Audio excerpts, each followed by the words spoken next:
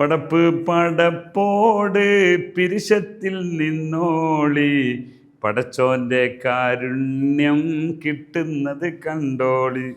അങ്ങനെ അറബി പറയണല്ലേ? എന്നാൽ ശരി, നമുക്ക് പറയാലോ. പടപ്പ് എന്നതിന് അറബിയിൽ എന്താ പറയുക? അത് പടപ്പ് എന്ന് പറഞ്ഞാൽ ജനങ്ങൾ, അല്ലെ പടക്കപ്പെട്ട വസ്തു, ഹൽക്ക് എന്ന് പറയും. അതായത് പടച്ചവൻ എന്ന് പറയുന്നത് ഖാലിഖ് എന്ന് പറയും. ഓക്കെ. പിന്നുള്ളൊരു വാക്ക് പിരിശത്തിൽ നിന്നോളി.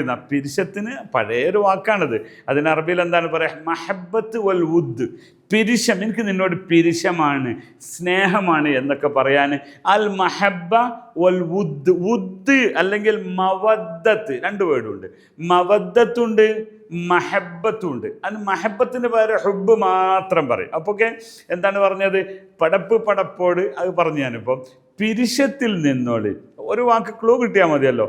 പടച്ചോന് ഖാലിഖ് ഞാൻ പറഞ്ഞു, കാരുണ്യം, റഹ്മത്ത് കിട്ടുന്നത് മുംകിൻ.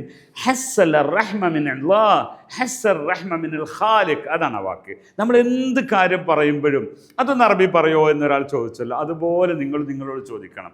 എന്ത് കാര്യം നിങ്ങൾ പറയുമ്പോഴും അതൊന്ന് അറബി പറഞ്ഞാട്ടെ എന്നൊരു ചിന്ത നിങ്ങളുടെ ഉള്ളിൽ വരികയും അങ്ങനെ അറബി പഠിക്കുകയും ചെയ്യണം. അതൊക്കെ നിങ്ങൾക്ക് അറിയാനും പഠിക്കാനും അറബിക്ക് ഇനി ഒരു കോഴ്സ് നടത്തുന്നുണ്ട്, അതിലൊക്കെ പങ്കെടുത്താൽ നന്നാവും. ശുക്രൻ. അസ്സലാം.